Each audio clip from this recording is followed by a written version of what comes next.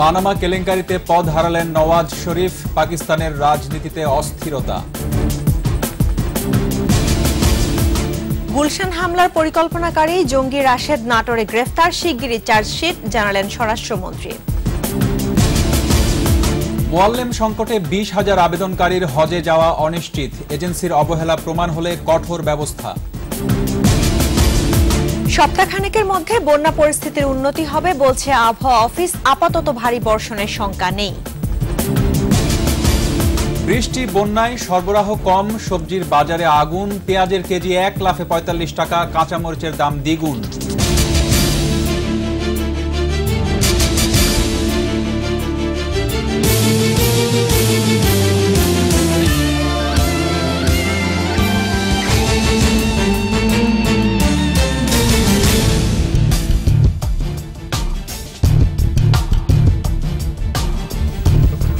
First security ইসলামী bank limited সংবাদ শিরোনাম। সন্ধ্যা 7:21 সংবাদে আমন্ত্রণ জানাচ্ছি আমি রক্তিম ত্রিপুরা এবং আমি রাহনুমা রাহি। এছাড়া সংবাদে আরও থাকছে, বিসিএস এ এক পদে হাজার হাজার পরীক্ষার্থী, উত্তীর্ণ হতে না পেরে হতাশা, অন্য ক্ষেত্রে মেধা কাজে লাগানোর পরামর্শ।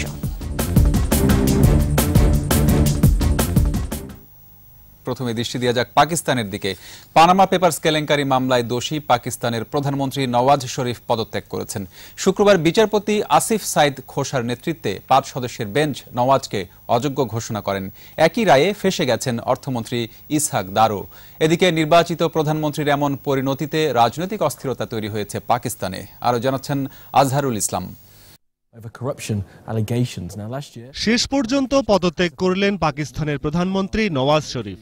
পানামা পেপারস কেলেঙ্কারি মামলায় শুক্রবার সুপ্রিম কোর্ট নওয়াজ শরীফকে পদে থাকার অযোগ্য ঘোষণা করে। এর পরপরই এমন সিদ্ধান্ত নেন তিনি। সুপ্রিম কোর্টের বিচারপতি আসিফ সাইদ খোসার নেতৃত্বে 5 সদস্যের বেঞ্চ সর্বসম্মতভাবে তাকে অযোগ্য ঘোষণা করেন। এর আগে গেল এপ্রিলে বেঞ্চটির বিচারপতিরা বিভক্ত রায় দেয়ায় সে যাত্রায় বেঁচে যান নওয়াজ। নওয়াজের পারিবারিক দুর্নীতি ও অর্থ পাচার মামলা নিয়ে সুপ্রিম কোর্টের যৌথ তদন্ত দল কাজ শুরু করে। সামরিক বেসামরিক গোয়েন্দা সদস্যদের নিয়ে গঠন করা হয় তদন্ত কমিটি। পরে 21 জুলাই শুনানি সম্পন্ন করে 3 সদস্যের বেঞ্চ। এর ভিত্তিতেই আজ রায় দিল 5 সদস্যের মূল বেঞ্চ। গেল বছর ফাঁস হওয়া পানামা পেপারসে নওয়াজ শরীফের মেয়ে ও ছেলের নাম আসে। জানা যায় ব্রিটিশ ভার্জিন আইল্যান্ডে নিবন্ধিত বিভিন্ন অফশোর কোম্পানির নামে লন্ডনে সম্পত্তি কিনেছেন তারা। এর পরপরই নওয়াজের সম্পত্তির হিসাব ও দুর্নীতির তদন্ত করতে সুপ্রিম কোর্টে দাবি জানায় বিরোধীরা। একই সাথে অর্থমন্ত্রী ইসহাক দারকেও অযোগ্য ঘোষণা করেছে সুপ্রিম কোর্ট। এখন পর্যন্ত পাকিস্তানের কোনো বেসামরিক প্রধানমন্ত্রী পূর্ণ মেয়াদে দায়িত্ব পালন করতে পারেননি। 3 বার প্রধানমন্ত্রী নির্বাচিত হয়েও একবারও মেয়াদ শেষ করতে পারেননি নওয়াজ।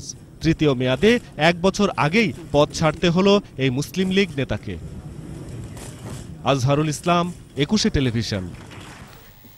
চলে যাচ্ছে অন্যান্য প্রসঙ্গে। গুলশানে হোলি আর্টিজান রেস্তোরাঁয় হামলার অন্যতম পরিকল্পনাকারী আসলাম হোসাইন ওরফে রাশেদকে গ্রেফতার করা হয়েছে। ভোরে নাটোরের সিংড়া থেকে তাকে গ্রেফতার করে পুলিশ। পরে রাশেদকে জিজ্ঞাসাবাদের জন্য ঢাকায় আনা হয়। এদিকে স্বরাষ্ট্রমন্ত্রী আসাদুজ্জামান খান কামাল বলেছেন, শিগগিরই এই মামলার চার্জশিট দেয়া হবে। রাসেল খানের রিপোর্ট। গত বছরের 1 জুলাই গুলশানে হোলি আর্টিজান রেস্তোরাঁয় হামলা চালায় জঙ্গিরা। ওই ঘটনায় 2 পুলিশ কর্মকর্তা, দেশি বিদেশি 22 নাগরিক ও 5 জঙ্গি নিহত হয়। গুলশান হামলার ঘটনায় দায়ের করা মামলায় মূল পরিকল্পনাকারী হিসেবে 5 জঙ্গির নাম উঠে আসে। তারা হলো সোহেল মাহফুজ, আসলাম হোসাইন ওরফে রাশেদ, বাশারুজ্জামান ওরফে চকলেট, মিজানুর রহমান ওরফে ছোট মিজান ও হাদিসুর রহমান। গত এপ্রিলে চাঁপাইনবাবগঞ্জের শিবগঞ্জে জঙ্গি আস্তানায় পুলিশের অভিযানে বাশারুজ্জামান ওরফে চকলেট এবং মিজানুর রহমান ওরফে ছোট মিজান নিহত হয়। গ্রেফতার রয়েছে সোহেল মাহফুজ। তার দেয়া তথ্যের ভিত্তিতে শুক্রবার ভোরে নাটোরের সিংড়ায় অভিযান চালায় পুলিশ। আটক করা হয় গুলশান হামলার অন্যতম পরিকল্পনাকারী রাশেদকে। জঙ্গিদের মধ্যে রেশ নামেও পরিচিত সে। পরে রাশেদকে কাউন্টার টেরোরিজম ইউনিটের কাছে হস্তান্তর করা হয়। এদিকে হোলি আর্টিজান রেস্তোরাঁয় জঙ্গি হামলা মামলার তদন্ত শেষ পর্যায়ে রয়েছে বলে জানিয়েছেন স্বরাষ্ট্রমন্ত্রী। শিগগিরই চার্জশিট দেয়া হবে বলে জানিয়েছেন তিনি।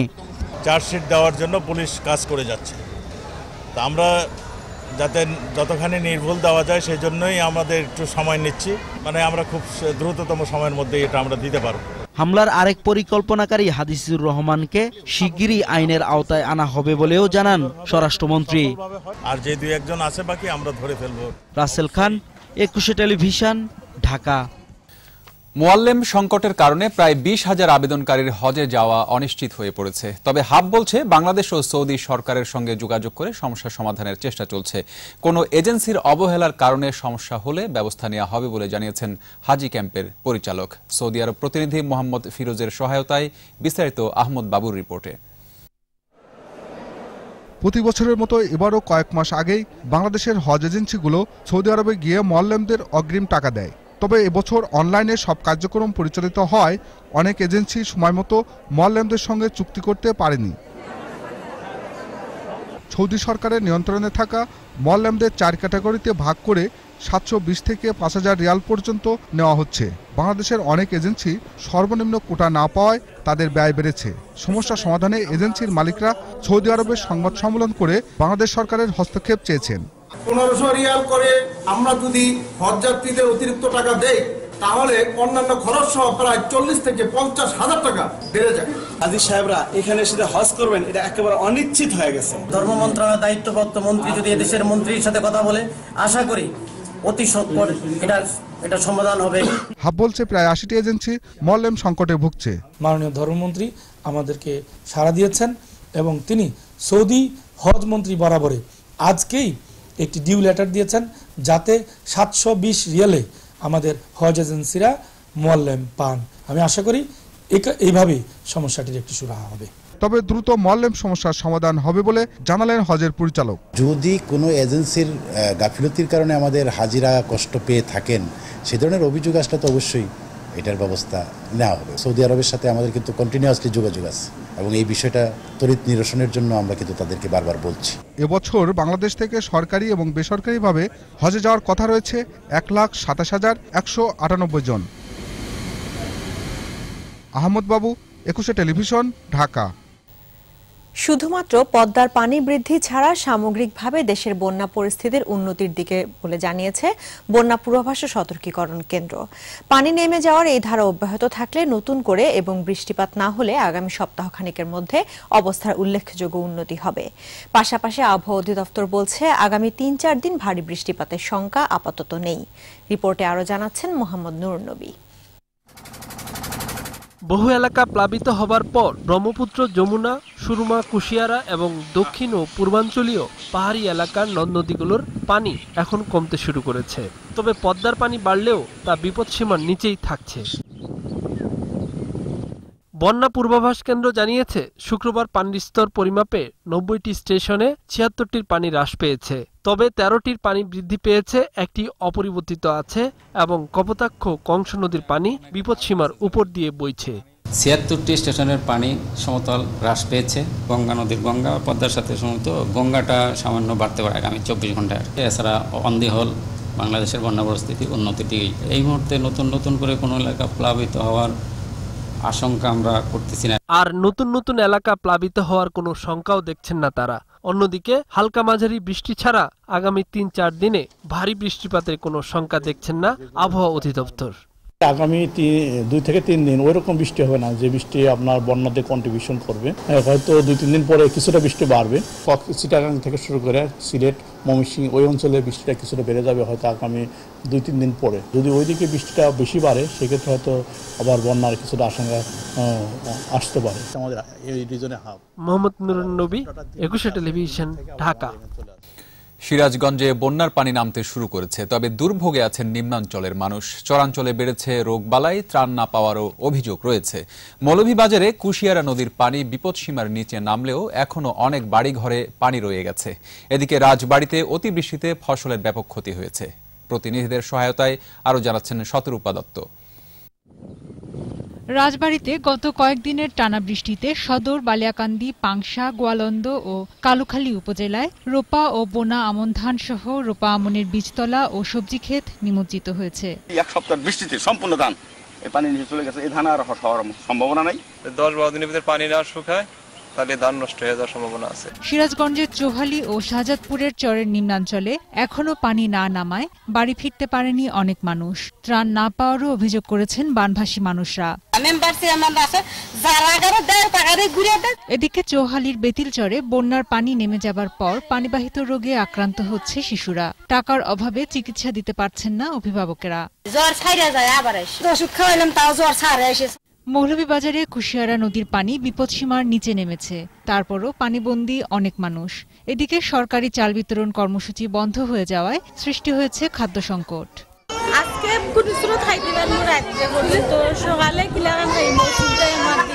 হাকালুকি ও কাওয়াদিঘি হাওরে বন্যা কবলিত এলাকায় ডুবে গেছে কবরস্থান ও শ্মশানঘাট। মসজিদের পশ্চিম সাইড মানে আপনার বাঙ্গিয়া মানে নিচে দিকে গেছে আর সামান্য বাওয়ার একটা জায়গা আছে, ওখানে আমরা কাজ করতাম। বন্যা কবলিত এলাকাগুলোতে রয়েছে বিশুদ্ধ পানির অভাব, ভেঙে পড়েছে স্যানিটেশন ব্যবস্থা। প্রত্যেকটা টিপ খুলে এখন একদম পানি ঢুকে গেছে। তো ওইগুলা পানি যদি বাচ্চাদেরকে ঠিক মতো ফুটাইয়া না খাওয়ানো হয় তাহলে সব বাচ্চা এখানে অসুস্থ। বিশুদ্ধ খাবার পানির ব্যবস্থা করতে কাজ করা হচ্ছে বলে জানালেন জেলা প্রশাসক। যাদের ঘরবাড়িতে পানি উঠছে তাদের যে সকল আবাদযোগ্য জমি আছে সেগুলো যাতে সর্বোচ্চ কাজে লাগানো যায়। কুমিল্লার নাঙ্গলকোট, 14 গ্রাম, লাকসাম ও মনোহরগঞ্জে বন্যা পরিস্থিতির কিছুটা উন্নতি হয়েছে, তবে ডাকাতিয়া নদীর পানি এখনো বিপদসীমার উপর দিয়ে প্রবাহিত হচ্ছে। শতরূপা দত্ত, 21 টেলিভিশন। গেল কয়েকদিনের টানা বর্ষণে রাজধানীতে বেড়েছে বেশ কিছু নিত্যপণ্যের দাম। সব ধরনের সবজি ছাড়াও পেঁয়াজ ও আদার দামে লেগেছে আগুন। 28 টাকার পেঁয়াজ বিক্রি হচ্ছে 42 থেকে 45 টাকায়। দাম বাড়ার কারণ হিসেবে বন্যাকেই দায়ী করছেন ব্যবসায়ীরা। তবে দাম কমেছে খোলা চিনির। আর চালের বাজারও চড়া, 43 টাকার নিচে কোনো মোটা চাল নেই। বিস্তারিত জানাচ্ছেন শাকের আরজু। চালের বাজারের অস্থিরতা কাটাতে সরকার আমদানি করছে। এরপর থেকেই বাজার কিছুটা স্থিতিশীল হলেও এখনো খুব বেশি দাম কমেনি বলে জানান ক্রেতা বিক্রেতারা। মোটা চালের মধ্যে স্বর্ণা 43 টাকা, আটাশ 49 টাকা আর পাইজাম বিক্রি করছে 44 টাকায়, যা কেজিতে 2 থেকে 3 টাকা করে কমেছে। 43-44 এর নিচে এখনো মোটা চাল নাই। তো এগুলা হয়েছিল আপনার 48-49 হয়ে গেছিল। 1800 টাকার চাল যে 2500 টাকা হয়েছে। না খাইলেও খাইতেই বোঝে। গত কয়েকদিনের টানা বর্ষণের প্রভাব পড়েছে কাঁচা বাজারেও। দুদিন আগেও পেঁয়াজ বিক্রি হয়েছে 30 টাকায়। ছুটির দিনের বাজারে এক লাফে পেঁয়াজের দাম উঠেছে 42 থেকে 45 টাকায়। দাম বেড়েছে আদারও। তবে খোলা চিনির দাম কমে প্রতি কেজি বিক্রি হচ্ছে 52 টাকায়। শুধু দেশি পেঁয়াজটা বাড়ছে 12-13 টাকা কেজিতে বাড়ছে, আদাটা প্রায় কেজিতে 30 টাকা বাড়ছে। সবজির বাজারে সব রকম শাকসবজির দাম বাড়তি। কাঁচামরিচের দাম বেড়ে দ্বিগুণ হয়েছে, বিক্রি হচ্ছে 160 টাকায়। এছাড়া পটল 40 টাকা, শসা 50 টাকা কেজি দরে বিক্রি করছে দোকানিরা। কাঁচামরিচ মনে করেন 160 টাকা কেজি, কারকল 50 টাকা, চিচিঙ্গা 50 টাকা, টমেটো 150 টাকা। দামটা তো আগের তুলনায় বেশি। মাছের বাজারে দাম বেশি বলে অভিযোগ ক্রেতাদের। তবে ইলিশের দাম স্থিতিশীল বলে জানান তারা। মাছের দাম ঠিক আছে, কিন্তু গত সপ্তাহ থেকে এই সপ্তাহে পার পিসে 50 টাকা একটু বেশি। ইলিশ মাছ 700 টাকা, দামটা এখন বাজার অনুপাতে রিজনেবল আর কি। এদিকে খাসির মাংস 800 টাকা, ছাগল 650 টাকা আর গরুর মাংস বিক্রি হচ্ছে 460 থেকে 470 টাকায়। শাকের আরজু, 21 টেলিভিশন, ঢাকা। পড়াশোনা শেষ করেই বাংলাদেশ সিভিল সার্ভিস বিসিএস ক্যাডারকে লক্ষ্য ধরে নেয় বেশিরভাগ চাকরি প্রত্যাশী। একটি পদের বিপরীতে প্রতিযোগিতায় বসে হাজার হাজার প্রার্থী, আর কয়েক বছর পরীক্ষা দিয়ে হতাশ হতে হয় অনেককেই। এই অবস্থায় শুধুই বিসিএসকে টার্গেট না করে মেধাকে অন্য ক্ষেত্রে কাজে লাগানোর পরামর্শ শিক্ষাবিদদের। আব্দুর রাজ্জাকের তোলা ছবিতে রিয়াজ সুমনের 3 পর্বের ধারাবাহিক প্রতিবেদনের প্রথম পর্ব। বিশ্ববিদ্যালয় থেকে সর্বোচ্চ ডিগ্রি অর্জন শেষ হতে না হতেই বিসিএসকে টার্গেট করে প্রস্তুতি নিতে শুরু করেন চাকরি প্রার্থীরা। পদের সংখ্যা হাতে গোনা, সে তুলনায় প্রার্থীর সংখ্যা কয়েক গুণ। প্রিলিমিনারি, লিখিত, সবশেষে মৌখিক, এতগুলো ধাপ পেরোতে সব বিসর্জন দিয়ে দিনরাত পড়াশোনা না করা ছাড়া উপায় বাকি। 1,500 থেকে 2,000 জনের নেবার জন্য সার্কুলার থাকে, কিন্তু এখানে অ্যাপ্লাই করে 2.5 লাখ 3 লাখ ছাত্রছাত্রী। এখন থেকে প্রস্তুতি না নিলে মনে হচ্ছে না সবাই বিশেষ করে বিশেষ হবে না, এর জন্য সবাই ফার্স্টের থেকে প্রস্তুতি নেয়। চাকরি প্রার্থীরা বলছেন, প্রশাসনের চাকরিতে যেমন আছে সামাজিক নিরাপত্তা, তেমনি রয়েছে আর্থিক নিরাপত্তাও। তাই তো বিসিএসই তাদের লক্ষ্য। আপনি যে কোনো ফার্স্ট ক্লাস জব বলেন, মানে মান সম্মান অথবা প্রেস্টিজ অথবা আদার্স কোনো স্বীকৃতি, সেক্ষেত্রে বিসিএসের অন্য যে কোনো সেক্টর থেকে আগায় আছে। লাইফ সিকিউরিটি আছে এবং আমি সোশ্যাল বলেন, ফিনান্সিয়াল বলেন, সব দিক দিয়ে আমি ওখানে সিকিউর। শিক্ষাবিদরা বলছেন, মেধাবীরা প্রশাসনের গুরুত্বপূর্ণ পদে থাকবেন, এটাই স্বাভাবিক। তবে শুধুই বিসিএস নয়, দেশের উন্নয়নে একজন যুবকের মেধা অন্য ক্ষেত্রেও কাজে লাগতে পারে। যদি তারা আরো আগে থেকে তাদের জীবনের লক্ষ্য নির্ধারণ করতে পারত, তাহলে হয়তো তারা অন্য সেই যে পেশায় যেতে চায় সেই পেশা কেন্দ্রিক লেখাপড়া করার একটা সুযোগ নিতে পারে। যে জ্ঞান দক্ষতা অর্জন করে সেটাকে বিসর্জন দিয়ে অন্য আরেকটি পেশায় যেতে চায়, তাহলে আমাদের ভাবতে হবে যে এই অবস্থা থেকে কিভাবে উত্তরণ করতে পারি। এদিকে স্বচ্ছতার সাথে বিসিএসের নিয়োগ প্রক্রিয়া শেষ করা হবে বলে জানালেন পিএসসি চেয়ারম্যান। 35-এ ক্যাডার এবং নন ক্যাডার আমরা নিয়োগ শেষ করেছি। এখন আমরা 36-এর ফলাফল তৈরি করার জন্য প্রস্তুত হয়ে আছি এবং তারপর আমরা 37-এর ভাইভা পরীক্ষার জন্য প্রস্তুতি নিই। ওই পরীক্ষা চলার সময়ই বা তার আগেই ওই 38-এর প্রিলিমিনারি পরীক্ষা। এরই মধ্যে বিজ্ঞপ্তি দেয়া হয়েছে 38তম বিসিএসের। এবার বিভিন্ন ক্যাডারে পদ রয়েছে মাত্র 2024টি। যে পরিমাণ সুপারিশ হয়েছে 2200-র মতো। রিয়াদ সুমন, 21 টেলিভিশন, ঢাকা। ইসলামী ব্যাংক বিরতি। যখন ফিরছি তখন অন্যান্য খবরের সঙ্গে আরও থাকছে। বিএনপির আন্দোলন, খালেদার সাথে স্বেচ্ছা নির্বাসনে মন্তব্য কাদেরের, মন গড়া বক্তব্য বললেন রিজভী। দেশেই মিলছে নীরব ঘাতক হেপাটাইটিসের চিকিৎসা, সচেতন হলে প্রতিকার সম্ভব বলছেন বিশেষজ্ঞরা। আবারও আমন্ত্রণ সন্ধ্যা 7:21 সংবাদে। বিএনপির আন্দোলন খালেদা জিয়ার সাথে স্বেচ্ছা নির্বাসনে চলে গেছে বলে মন্তব্য করেছেন সড়ক পরিবহন ও সেতু মন্ত্রী ওবায়দুল কাদের। পটুয়াখালীর লেবুখালী পয়েন্টে পায়রা নদীর উপর নির্মাণাধীন 4 লেন সেতুর কাজ পরিদর্শনে গিয়ে এ মন্তব্য করেন তিনি।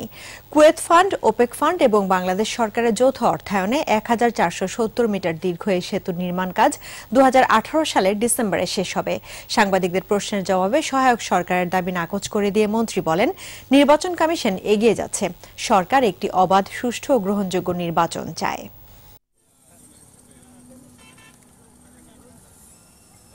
17টি ঈদ চলে গেল, এই ঈদেও দুর্বার আন্দোলন। এখন দুর্বার আন্দোলন তো বেগম জিয়ার সঙ্গে স্বেচ্ছা নির্বাসনের বর্ণনে চলে গেছে। সাহেবের এখন কর্মসূচি হচ্ছে কান্নাকাটি আর নালিশ, নালিশ কান্নাকাটি। এগিয়ে যাচ্ছে নির্বাচন কমিশন। আমরা চাইব সংবিধান অনুযায়ী একটা free, fair, inclusive and credible election. Khaleda জিয়ার লন্ডন সফর নিয়ে আওয়ামী লীগ নেতাদের বক্তব্যকে মন গড়া বলে দাবি করেছেন বিএনপির সিনিয়র যুগ্ম মহাসচিব রুহুল কবির রিজভী। নয়াপল্টনে দলের কেন্দ্রীয় কার্যালয়ে সংবাদ সম্মেলনে রিজভী অভিযোগ করে বলেন, ইউনুস সেন্টারে সামাজিক ব্যবসা দিবসের আন্তর্জাতিক সম্মেলনের অনুমতি না দেয়া ব্যক্তিগত আক্রোশের প্রকাশ। তিনি আরও বলেন, এ ধরনের আন্তর্জাতিক সম্মেলনের অনুমতি না দেওয়ার সিদ্ধান্ত দেশের জন্য মঙ্গল বয়ে আনবে না। এ সময় সরকারের জবাবদিহিতা না থাকায় স্বাভাবিক বৃষ্টিপাতেও নগরীতে জলাবদ্ধতা তৈরি হচ্ছে বলে মন্তব্য করেন রিজভী। বিএনপি চেয়ারপারসন নাকি লন্ডনে ষড়যন্ত্র করছেন, বলেই যাচ্ছেন। প্রথমে শুরু করলেন যে ভয়ে চলে গেছেন, ওটা ধোপে টিকলে না, এখন ওরা মানে এই ষড়যন্ত্র তত্ত্বকে মানে মাঠে ছাড়ছেন, মানুষকে বোঝানোর চেষ্টা করছেন। হেপাটাইটিস এখন বৈশ্বিক স্বাস্থ্য সমস্যা। ম্যালেরিয়া, যক্ষ্মা এবং HIV/AIDS এর মতো হেপাটাইটিসও মানুষের মৃত্যুর জন্য দায়ী। চিকিৎসকরা বলছেন, হেপাটাইটিস সম্পর্কে সচেতন হলেই এর প্রতিকার সম্ভব। বিশ্বের সাথে তাল মিলিয়ে হেপাটাইটিস জনিত চিকিৎসা এখন দেশেই হচ্ছে। মাহমুদ হাসানের রিপোর্ট। প্রকৃতিতে বিভিন্ন ধরনের ভাইরাস রয়েছে, এর মধ্যে কতগুলো ভাইরাস মানবদেহের লিভার কোষকে আক্রমণ করে। Hepatitis A, B, C, D এবং E ভাইরাসের মধ্যে B ও C ভাইরাস সাধারণত দীর্ঘমেয়াদী লিভার প্রদাহের জন্য দায়ী। হেপাটাইটিস এ এবং ই দূষিত খাবার এবং পানির মাধ্যমে ছড়ালেও হেপাটাইটিস বি এবং সি ছড়ায় দূষিত রক্ত গ্রহণ, সিরিঞ্জ, সেলুনের ঘুর এবং অস্ত্রোপচারের যন্ত্রপাতির মাধ্যমে। যে মাধ্যমগুলোতে হেপাটাইটিস ভাইরাসগুলো বিস্তার লাভ করে সেগুলোর ব্যাপারে আমাদের সচেতন হতে হবে। খাদ্য পানিবাহিত হেপাটাইটিস এ এবং হেপাটাইটিস ই ভাইরাস, রক্ত এবং রক্ত উপাদান এবং অন্যান্য যেরকম নিডল, সিরিঞ্জ এবং ঘনিষ্ঠ মেলামেশা এগুলোর মাধ্যমে হেপাটাইটিস বি এবং হেপাটাইটিস সি ভাইরাস বিস্তার লাভ করে। যারা এরই মধ্যে আক্রান্ত হয়েছেন তাদের জন্য আশার বাণী শুনিয়েছেন চিকিৎসকরা। হেপাটাইটিস বি এবং হেপাটাইটিস সি ইনজেকশন অথবা মুখে খাওয়ার বড়ি বা ট্যাবলেটের মাধ্যমে ওষুধ আমাদের দেশে বিদ্যমান এবং এটা খুব আশাযোগ্য যে অনেক ক্ষেত্রে হেপাটাইটিস সি সম্পূর্ণ নিরাময় হয়। দেশে প্রতি ১০০ জনের একজন এই ভাইরাসে আক্রান্ত। হেপাটাইটিস থেকে দূরে থাকতে পরিচ্ছন্ন জীবনযাপন এবং প্রতিষেধক নেয়ার পরামর্শ দিয়েছেন চিকিৎসকরা। মাহমুদ হাসান, একুশে টেলিভিশন, ঢাকা। দেশে ৫.৪% মানুষ হেপাটাইটিস বি ভাইরাসে আক্রান্ত, আর প্রতি বছর ২০,০০০ মানুষ বি ও সি ভাইরাসে আক্রান্ত হয়ে মারা যাচ্ছে। জাতীয় প্রেস ক্লাবে বিশ্ব হেপাটাইটিস দিবস উপলক্ষে সেমিনারে এসব তথ্য জানান বক্তারা। মেডিকেল ক্লাব আয়োজিত এই সেমিনারে চিকিৎসা বিজ্ঞানী ডাক্তার মামুন আল মাহতাব আশাবাদ জানান ২০৩০ সালের মধ্যে দেশে হেপাটাইটিস নির্মূল সম্ভব হবে। তিনি আরও জানান বি ভাইরাসে আক্রান্ত রোগীদের জন্য দেশেই উৎপাদন হচ্ছে নেসভ্যাক ওষুধ। মুক্তিযুদ্ধে ৯ নম্বর সেক্টরের সুন্দরবন সাব সেক্টর কমান্ডার এবং বঙ্গবন্ধু হত্যা মামলার সাক্ষী অবসরপ্রাপ্ত মেজর জিয়াউদ্দিন আহমেদ ইন্তেকাল করেছেন। ইন্না লিল্লাহি ওয়া ইন্না ইলাইহি রাজিউন। শুক্রবার দুপুরে সিঙ্গাপুরে মাউন্ট এলিজাবেথ হাসপাতালে পরিবারের সদস্যদের অনুমতি নিয়ে তার লাইফ সাপোর্ট খুলে দেন চিকিৎসকরা। মেজর জিয়াউদ্দিনের মৃত্যুর সংবাদ ছড়িয়ে পড়লে পিরোজপুরের সর্বস্তরের মানুষের মাঝে শোকের ছায়া নেমে আসে। স্বজনরা জানান ২ বছর ধরে জিয়াউদ্দিন লিভার সিরোসিসে ভুগছিলেন। গত ১ জুলাই তাকে রাজধানীর স্কয়ার হাসপাতালে ভর্তি করা হয়। পরে অবস্থার অবনতি হওয়ায় এয়ার অ্যাম্বুলেন্সে নেওয়া হয় সিঙ্গাপুরে। জিয়াউদ্দিনের মৃত্যুতে শোক প্রকাশ করেছেন প্রধানমন্ত্রী শেখ হাসিনা। এবার সপ্তাহ শেষের আয়োজন আমার বাংলা।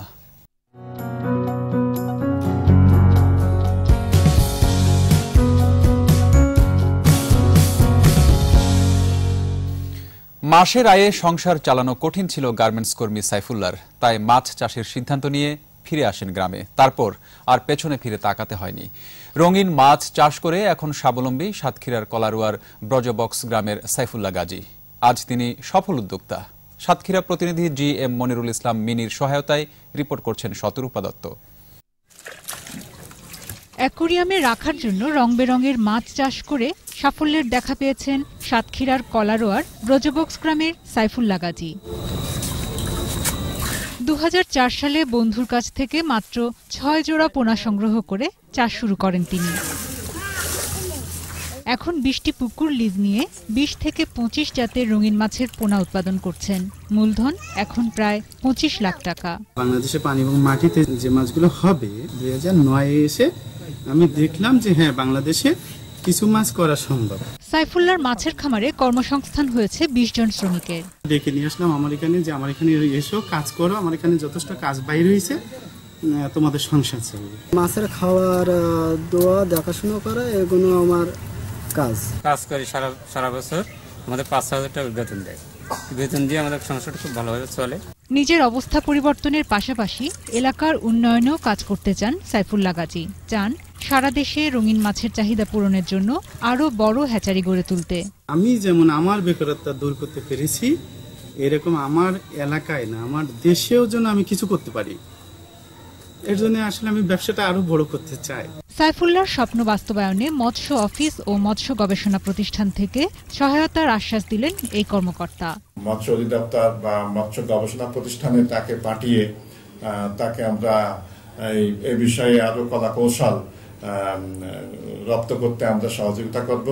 সাইফুল্লাহর মাছের খামার থেকে রাজধানীর কাঁটাবন এলাকা ও খুলনা, রাজশাহী সহ দেশের বিভিন্ন অঞ্চলের রঙিন মাছের চাহিদা মিটছে। শতরূপা দত্ত, একুশে টেলিভিশন। আবারও ইসলামী ব্যাংক বিরতি। যখন ফিরছি তখন অন্যান্য খবরের সঙ্গে আরো থাকছে। সিলেট বাস টার্মিনালে জালালাবাদ গ্যাস লাইনে আগুন, একজন দগ্ধ সহ আহত ৫, পুড়েছে ৩টি যানবাহন। আল আকসায় মুসল্লিদের উপর হামলা, ইসরায়েলি বাহিনীর, আহত শতাধিক, আবারও মসজিদে প্রবেশে নিষেধাজ্ঞা।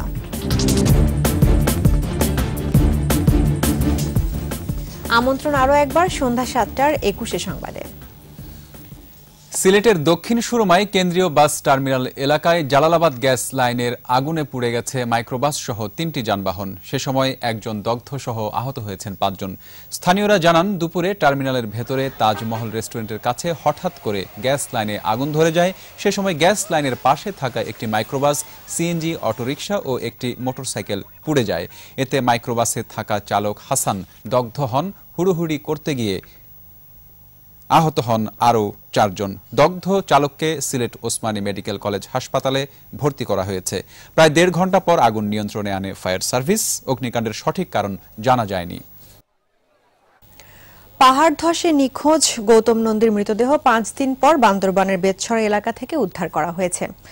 স্থানীয়দের কাছে খবর পেয়ে ঘটনাস্থল থেকে লাশ উদ্ধার করে পুলিশ। গৌতম নন্দী কৃষি ব্যাংক রুমা শাখার কর্মকর্তা ছিলেন। তার বাড়ি চট্টগ্রামের লোহাগড়ায়। মৃতদেহ পরিবারের কাছে হস্তান্তর করা হয়েছে। পাহাড় ধসের ঘটনায় এখনও নিখোঁজ রয়েছেন 2 জন। এদিকে ঘটনাস্থলে কোনো লাশ না পাওয়ায় 3 দিন আগে উদ্ধার অভিযান শেষ করে ফায়ার সার্ভিস।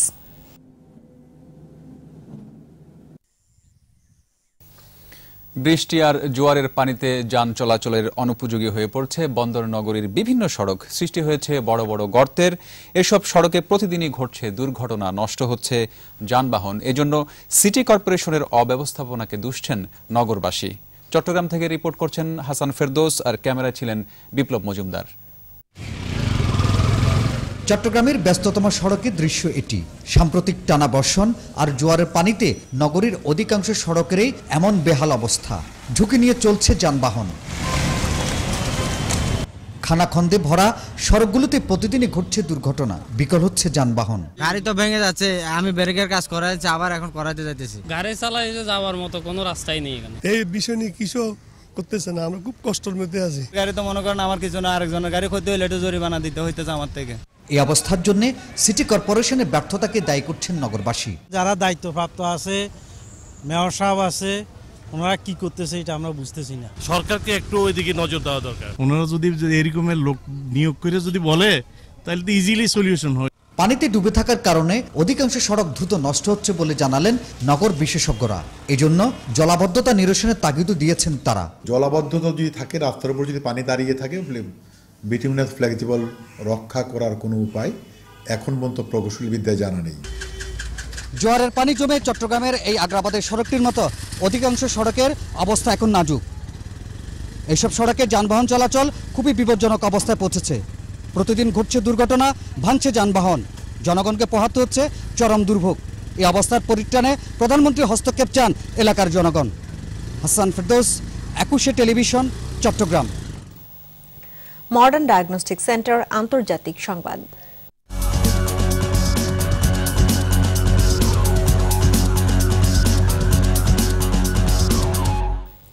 আবারও উত্তপ্ত হয়ে উঠেছে জেরুজালেমের আল আকসা মসজিদ প্রাঙ্গণ। চাপের মুখে বৃহস্পতিবার ইসরায়েলিরা নিরাপত্তা প্রতিবন্ধকতা সরিয়ে নিলেও রাতেই মসজিদে প্রবেশে পুলিশি বাধার মুখে পড়েন ফিলিস্তিনিরা। এদিকে বিক্ষোভের আশঙ্কায় শুক্রবার আবারও মসজিদে প্রবেশে নিষেধাজ্ঞা জারি করে ইসরায়েল। পরিস্থিতি নিয়ন্ত্রণে সবাইকে এগিয়ে আসার আহ্বান জানিয়েছে জাতিসংঘ। বিস্তারিত জানাচ্ছেন তানজিনা মিথিলা। তুমুল বিক্ষোভ ও প্রতিবাদের মুখে বৃহস্পতিবার ইসরায়েল কর্তৃপক্ষ সব নিরাপত্তা প্রতিবন্ধকতা সরিয়ে নেয়। সে রাতে শুরু হয় ফিলিস্তিনিদের বিজয় উল্লাস।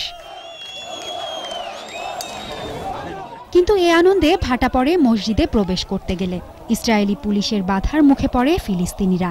তাদের উপর টিয়ার শেল, রাবার বুলেট ও লাঠিচার্জ করে পুলিশ। আহত হয় শতাধিক ফিলিস্তিনি। ফিলিস্তিনিরা বিক্ষোভ করতে পারে এমন আশঙ্কায় শুক্রবার আবারও আল আকসা মসজিদে প্রবেশ বন্ধ করে দেয় ইসরায়েল। আবারও উত্তপ্ত হয়ে ওঠে জেরুজালেমের আল আকসা মসজিদ প্রাঙ্গণ। কোনো মুসলমানই তাদের ধর্মীয় অনুভূতিতে আঘাত সহ্য করবে না, তাই এমন কোনো পদক্ষেপ নেয়ার আগে ইসরায়েলকে সতর্ক হতে হবে, বলেছেন আরব লীগের মহাসচিব। এদিকে আল আকসার পরিস্থিতি শান্ত করতে সব পক্ষকে এগিয়ে আসার আহ্বান জানিয়েছে জাতিসংঘ। তানজিনা মিথিলা, 21 টেলিভিশন। যুক্তরাষ্ট্রের আরোপ করা নতুন নিষেধাজ্ঞার জবাবে দূতাবাসে মার্কিন কূটনীতিকদের সংখ্যা কমানো সহ কূটনৈতিক স্থাপনা ব্যবহার নিষিদ্ধ করেছে রাশিয়া। স্থানীয় সময় শুক্রবার রুশ পররাষ্ট্র মন্ত্রণালয় জানায়, 1 সেপ্টেম্বরের মধ্যে যুক্তরাষ্ট্রকে তাদের দূতাবাসের কর্মকর্তা কমানোর নির্দেশ দেওয়া হয়েছে। যুক্তরাষ্ট্রের কূটনীতিকদের ব্যবহৃত ওয়্যারহাউস জব্দ করা হচ্ছে। হোয়াইট হাউসের আপত্তি সত্ত্বেও মার্কিন সিনেট রাশিয়া, ইরান ও উত্তর কোরিয়ার উপর নতুন করে নিষেধাজ্ঞা জারি করার পরই রাশিয়া এ পাল্টা ব্যবস্থা নিল। সিনেটে নিষেধাজ্ঞার পক্ষে ভোট পড়ে 98টি আর বিপক্ষে ভোট পড়ে মাত্র 2টি, যদিও এ বিলে ভেটো দেওয়ার ক্ষমতা রয়েছে প্রেসিডেন্ট ট্রাম্পের। এর আগে এ সপ্তাহেই মার্কিন প্রতিনিধি পরিষদ সংখ্যাগরিষ্ঠতার ভিত্তিতে বিলটিতে অনুমোদন দেয়। সময় হলো আরো একটি ইসলামী ব্যাংক বিরতির। যখন ফিরছি তখন অন্যান্য খবরের সঙ্গে আরো থাকবে। বাংলাদেশ প্রিমিয়ার লিগে সাইফ স্পোর্টিং ক্লাবকে 3-2 গোলে হারালো ঢাকা আবাহনী। গল টেস্টে শ্রীলঙ্কার বিপক্ষে দ্বিতীয় ইনিংসে ব্যাট করছে ভারত। তৃতীয় দিন শেষে এগিয়ে 498 রানে। আমন্ত্রণ আবারও সন্ধ্যা 7টার 21 সংবাদে। এবার খেলার খবর জানাচ্ছেন সাব্বির আহমেদ।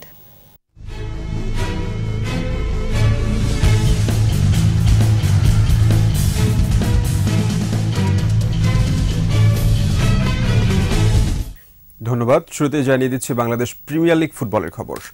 বাংলাদেশ প্রিমিয়ার লিগ ফুটবলের উদ্বোধনী খেলায় এমেকার জোড়া গোলে সাইফ স্পোর্টিং ক্লাবকে 3-2 গোলে হারিয়ে শুভ সূচনা করেছে ঢাকা আবাহনী। বঙ্গবন্ধু স্টেডিয়ামে ম্যাচের 21 মিনিটে প্রথম গোল করে দলকে এগিয়ে নেন আবাহনীর বিদেশি রিক্রুট এমেকা। 29 মিনিটে এই ফরওয়ার্ড নিজের এবং দলের পক্ষে দ্বিতীয় গোল করে ব্যবধান বাড়ান। প্রথমার্ধের শেষ দিকে সাইফ স্পোর্টিং এর তোপু একটি গোল শোধ করে ব্যবধান কমান। বিরতির পর 49 মিনিটে জুয়েল গোল করে সাইফ স্পোর্টিং এ সমতায় ফেরান। তবে 84 মিনিটে আবাহনীর নাসির গোল করে মৌসুমের প্রথম ম্যাচ দলকে জয় উপহার দেন।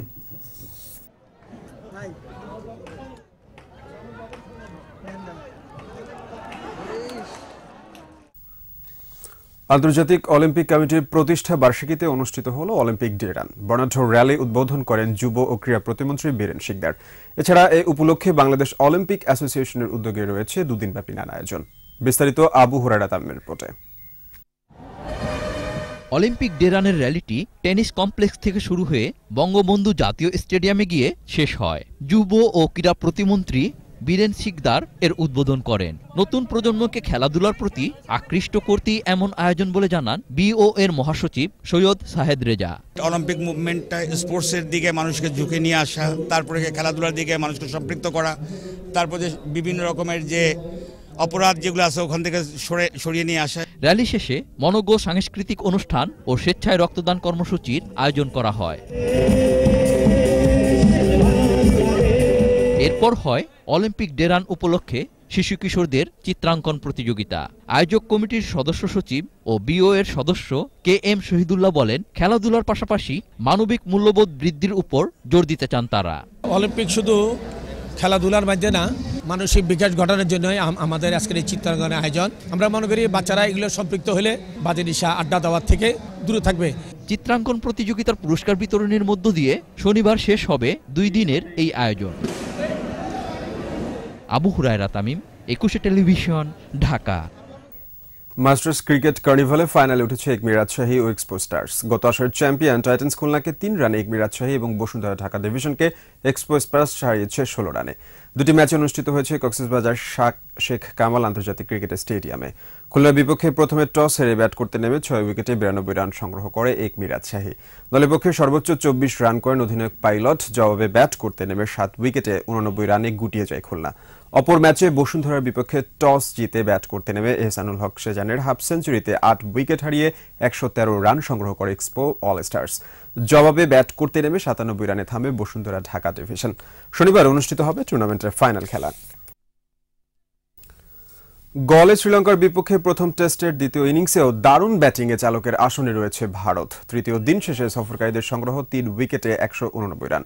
স্বাগতিকদের চেয়ে 498 রানে এগিয়ে আছে কোহলির দল। দিন শেষে 76 রানে কোহলি অপরাজিত আছেন। দিনের শেষ বলে অভিনব মুকুন্দ আউট হয়েছেন 81 রানে। এর আগে প্রথম ইনিংসে ভারতের 600 রানের জবাবে 291 রানে গুটিয়ে যায় শ্রীলঙ্কা। দলের পক্ষে সর্বোচ্চ 92 রানে অপরাজিত ছিলেন দিলরুয়ান পেরেরা। এছাড়া 83 রান আসে অ্যাঞ্জেলা ম্যাথিউসের ব্যাট থেকে। ভারতের পক্ষে রবীন্দ্র জাদেজা 3টি এবং মোহাম্মদ শামি নিয়েছেন 2টি উইকেট।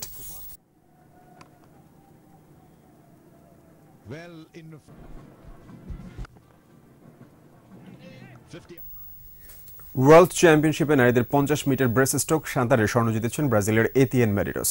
এতদিন ইভেন্টে প্রাধান্য ছিল যুক্তরাষ্ট্রের বুদাপেস্টে, এবার কাউকে পাত্তা না দিয়ে স্বর্ণ জিতে নেন ব্রাজিলিয়ান মেডিরোস। সময় নেন 27.14 সেকেন্ড। রৌপ্য পদক জেতেন চীনের ফু ইউয়ান হুই, আর ব্রোঞ্জ পদক জয় করেন বেলারুশের আলেকজান্দ্রা হারাসিমেনিয়া।